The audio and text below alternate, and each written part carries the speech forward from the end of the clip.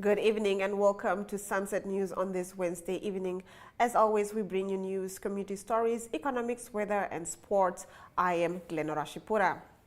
In the news tonight, the Windhoek municipality's inability to manage its sewage infrastructure has placed freshwater ecosystems surrounding the capital under severe threat. This according to Agriculture, Water and Land Reform Minister Karl Schleitvine, who made the remarks during his annual staff and stakeholder address earlier this week. The capital city has lost the capability to manage sewage. A dam that you use for fresh water supply, Dam, is now a large sewage pond, and that sewage spills into the Swakoport Dam. He said we are messing up very crucial freshwater resources by the inability to manage sewage in our capital. Schleitvine added that the ministry and Namwater realized the problem and have taken over the financing and, to a certain extent, the operation of the reclamation and sewage works that are so badly needed. Now, Namibia has enormous potential to not only feed itself and eliminate hunger and food insecurity, but also to be a major player in global food markets. According to Agriculture Minister Karl Schleitvine, this potential lies in its vast land resources, water, human capital, infrastructure, institutions, and markets. He made these remarks at an intersectoral coordination and technical exchange workshop on food security and agronomic support in Windhoek. The specific interventions that could be pursued to unleash the potential of the sector include investment in water generation and distribution infrastructure, he said, given the primacy of the water security and food security nexus. Popular Democratic Movement leader Mkhendri Venani said the closure of schools is not a solution and government should consider getting rubber boats to transport learners to school so they can continue with their academic term. Venani, who was speaking at Okanjenje on Wednesday morning, said the closure of schools will have an impact on the national results. His remarks come after he made a trip to Oshikango in Ohangwena region to assess the flood situation. He implored with business people and companies to meet government halfway in addressing the needs of those affected by the flood. The party also donated mattresses and tents worth $30,000 to assist those relocated. During my visit, I came across a number of schools that are surrounded by water, which makes access to water, access to schools, a nightmare. To a point that I'm hearing that these 15 schools, government is contemplating closing those schools. I'm saying no, we cannot do that. We cannot allow children that are passing so poorly, and now we are closing schools because of a problem that we know. To this end, I've realized that what is needed is that we need rubber boats. Boats that can be able to handle and be able to move in low, shallow water. That's called rubber boats. I'm sure the army has rubber boats. We need 15 rubber boats, each school to have a rubber boat, plus petrol, to ferry children from their homesteads to schools, from schools to their homesteads, so that the academic calendar of those children is not disrupted. To this end, I'm calling upon the multinationals of our country, Rosing Uranium, Old Harbour and List, Namibia Breweries, the big mines, come to the party. Help us to get as urgently as possible 15 rubber boats. If we have 15 rubber boats, those children's academic calendar would continue unhindered, because we can be able to ferry them from home to the schools, because the schools are not underwater, but more so the surrounding. The water has just surrounded the schools that makes it nearly impossible for them to access schools. But we as PDM will not support a situation where we close the schools for another 2 months because of a funja. We are saying, let's find 15 rubber boats. Can the business community come to the party? If we can't, the business community can't assist, government surely should buy 15 rubber boats as a matter of emergency, give it to the police or to the defense, and be able to ferry children from schools coming to their homesteads.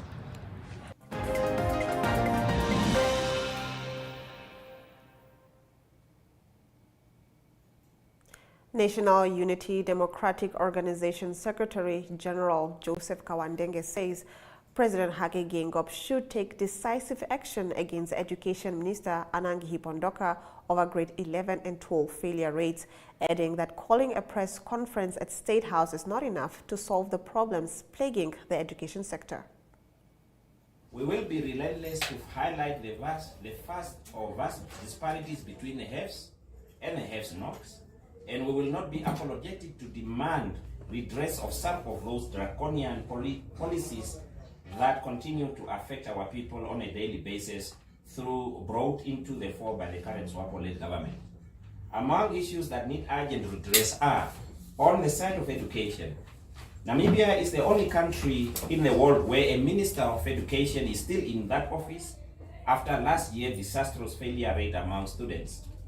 It is unheard of, and a diplomatic and often casual approach of the current president of Namibia to rein in his ministers is counterproductive and worsens and at best exacerbate the problem and does not address the core issues that need urgent redress.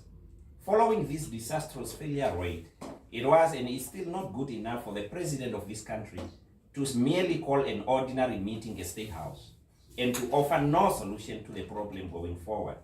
The Namibian president must stop playing for the gallery and address the underlying reason that contributed to these high failure rates, among them this so-called new curriculum that have been designed to flood our streets with dropouts as early as 15, 16 years old.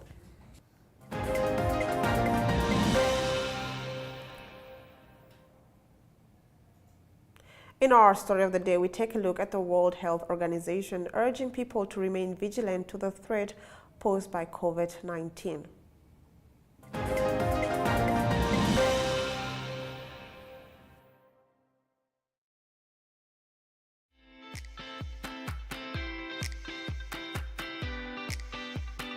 We are back again with another Generation episode C of your reaches favorite show. scholars, varsity and the youth generation through Zone, Varsity and School News.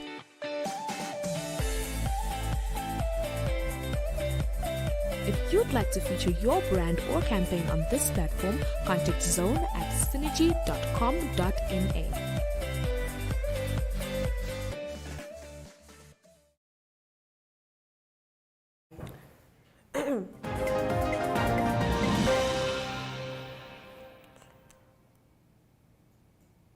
People around the world must remain vigilant to the threat posed by COVID-19 as the pandemic remains a public health emergency of international concern, World Health Organization spokeswoman Margaret Harris said on Tuesday. While many nations have been taking a more relaxed approach in their handling of the coronavirus in recent times, the WHO on Monday released a statement saying that the pandemic still requires careful management to mitigate its potential impacts.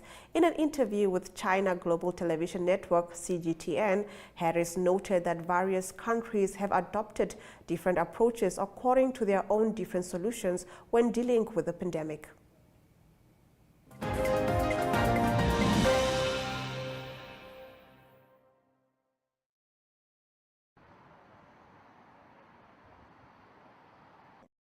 So the decision that was made, or the advice that was given to us by this independent emergency committee, was for the world. It's global advice, and it says this is where the global situation is, and the global situation does remain a public health emergency of international concern. But we do recognize that different countries are at different stages or have different situations in their own communities. So no country will be exactly at the same point. But this was a characterization of where we are as the world.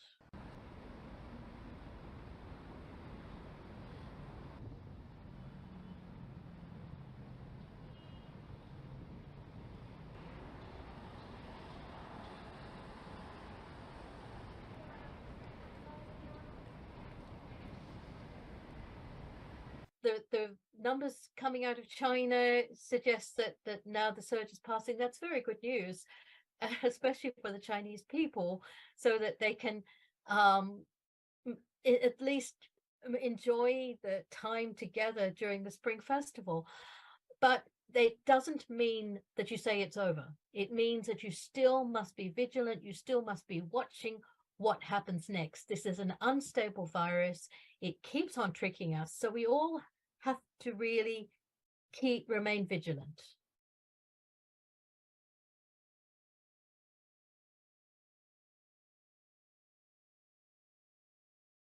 There are not official laid down criteria. And one of the reasons for that is that every public health emergency of international concern we've had has been very different. So we've had quite different ways in which a transition has occurred. For instance, for Ebola, it's quite often after all cases are finished and there were clear criteria. But for other diseases, the criteria were not set hard and fast. So again, that's why each of our emergency committees that advise us on this are all made of different people. They're not the same committee. There are people with that kind of expertise who can say, now, this is where we are now. This is why we think, looking at the global data, that we're moving into this phase. And that's the advice they give the Director General, Dr. Tedros. And he is actually the one in the end who says, okay, yes or no.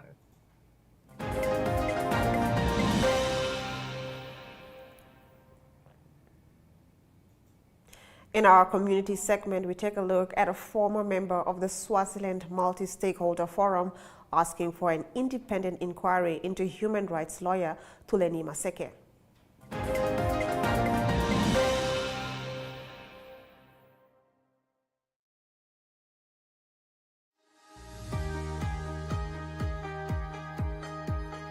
The Regional Review brings you news, views, and interviews from NMH correspondents from across the country.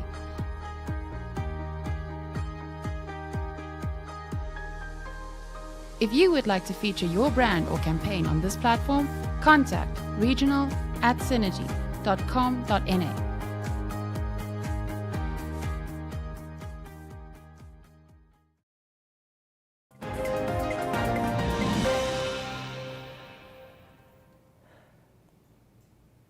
Mary Da Silva, former member of the Swaziland Multi-Stakeholder Forum and close friend and colleague of the slain Swazi human rights lawyer Thulani Maseke, has called for an independent inquiry into Maseke's murder. She has also urged Namibians and those in the SADC region to stand in solidarity with the people in Eswatini.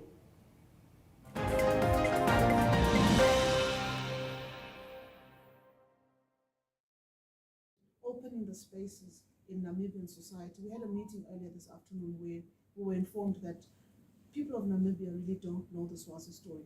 Opening your spaces to allow us to tell our story. For a very long time, we have been subdued. We've been very quiet because of what happened in 1973 was not only the banning of political parties, but the banning of political participation, of which key to those are freedom of expression, association, and assembly. And we're finding our way slowly into that. And so actors from the region, actors from Namibia can assist us with having actions that will allow us to express themselves. We've already seen in other countries where actions are taking place in their own countries without an embassy, without a Swazi presence in that country, but human rights defenders are protesting on the streets. The biggest one we've seen has come from Kenya, where human rights defenders are on the streets protesting about the death of Thulani Maseke and calling for accountability from the Swazi government. And that the call has been for an independent inquest. We cannot have the state actors, the police service, investigating this case because there's a high suspicion that they're involved. So we want to ensure that there's an independent inquest from a neutral body that will assist to get us the answers that we want, not only for Thulani, but for all those that have perished, particularly since June 29, 2021. So any actions that can be brought to bear, roundtable conversations, and the civil society organizations are good at coming up with advocacy actions. So anything that can be brought to bear to ensure that the voice of the people of Swaziland is amplified. The voice is there. It's just that it's not as amplified as other voices in the region, and that's what we're asking for.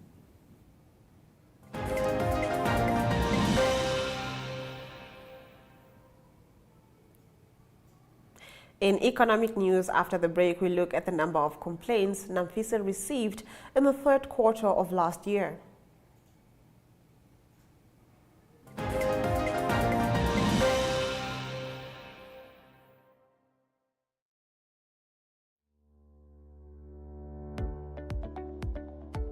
Tourismus Namibia is a weekly tourism show that brings you the latest news in the tourism industry and topics related to that. If you would like to feature your brand or campaign on this platform, contact tourismus@synergy.com.na for news and advertising related queries. Tourismus, bring the world to Namibia.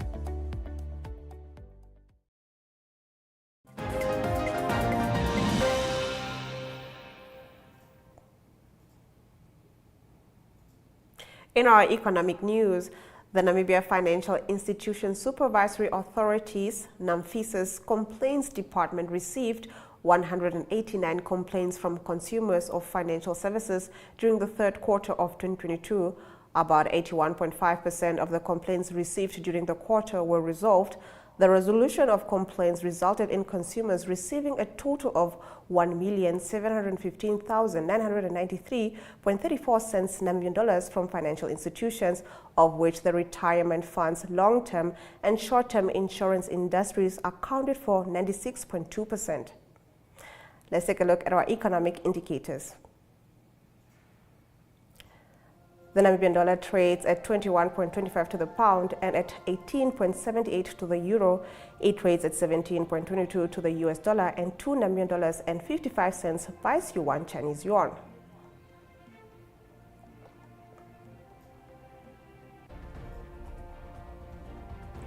Gold is down with 0.47% and Brent crude is down 0.18%, trading at $85 and 31 cents per barrel.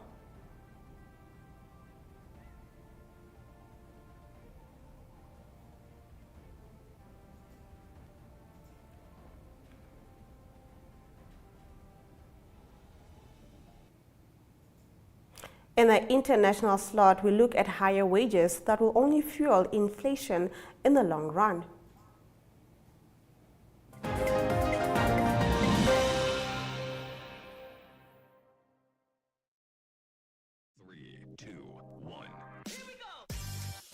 We Talk brings you community news that lies at the heart of Windhoek residents. If you would like to feature your brand or campaign on this platform, contact wetalk@synergy.com.na.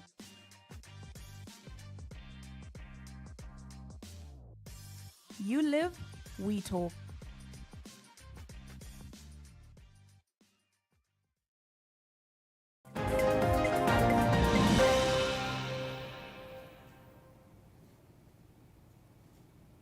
Up to 500,000 British teachers, civil servants and train drivers walked out over pay in the largest coordinated strike action for a decade on Wednesday. Unions threatened more disruptions as the government digs its heel in overpay demands. Britain's Education Minister Gillian Keegan said the government would not budge and that giving in to demands for large wage increases would only fuel inflation. We'll take a look at the weather after the break.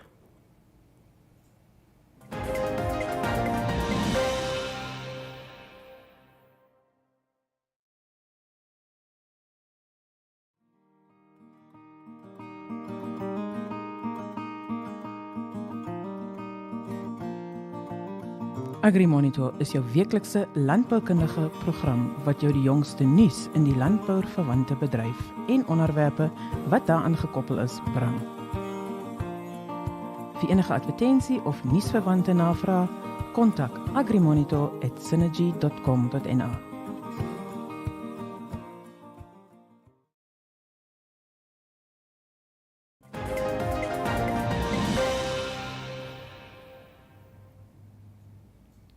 Let's get into your weather predictions. Cloudy weather can be expected in Ruacana, Oshakati and Katima, with thunder showers expected in Enana and Omaruru. Sunny weather is expected in Kempaswap, Luderitz and Ariamsvlei, while overcast weather is expected in Rehoboth and Marienthal. In the sports section tonight, we take a look at local football and athletic news shortly.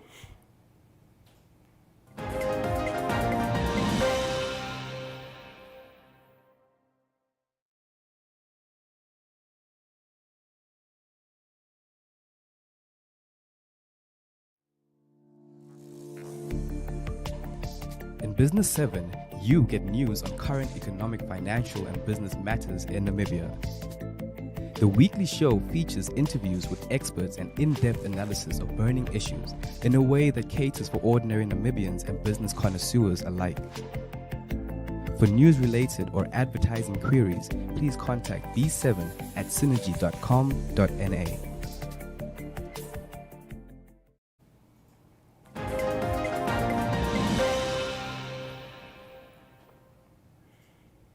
Getting into your sports news, Citizens Football Club is at the bottom of the Dstv Marine Premier League with only 2 points from 11 matches played, but coach Neville Gengop believes they will make it out of the relegation zone rather.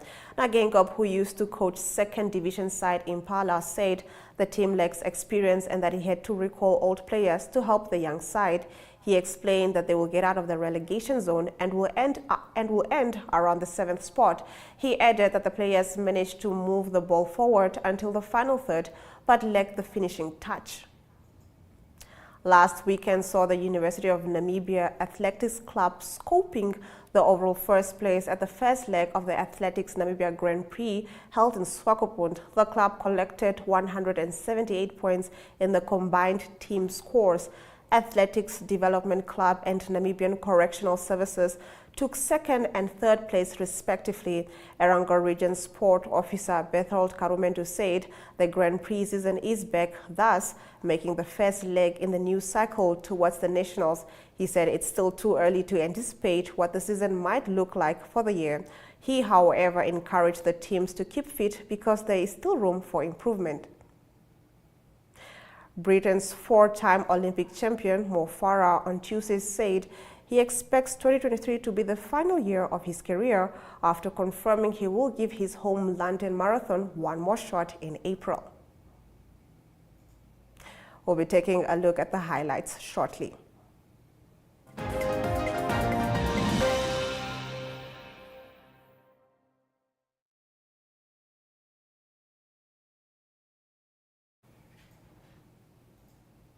Let's get into your news highlights. Namibia has enormous potential to not only feed itself and eliminate hunger and food insecurity, but also to be a major player in global food markets. According to Agriculture Minister Carl Schleitwan, this potential lies in its vast land resources, water, human capital, infrastructure, institutions, and markets. He made these remarks at an intersectoral coordination and technical exchange workshop on food security and agronomic support in Windhoek. The specific interventions that could be pursued to unleash the potential of the sector include investment in water generation and distribution infrastructure, he said, given the primacy of the water security and food security nexus. The Namibia Financial Institution Supervisory Authorities, NAMFISA's Complaints Department received 189 complaints from consumers of financial services during the third quarter of 2022. About 81.5% of the complaints received during the quarter were resolved. The Citizens Football Club is at the bottom of the Dstv Marine Premier League with only 2 points from 11 matches played, but coach Neville Gengop believes they will make it out of the relegation zone. And with that, we've come to the end of the broadcast. Make sure you join Sunset News on Facebook, on all the NMH platforms on weekdays, as well as on our website, oneuptwo.com. Sunset News screens on Dstv channel 285 and Gotv channel 94 every weekday from 7:30 p.m. to 8 p.m. I am Glenora Shipura, and this has been Sunset News. Don't end your day without us.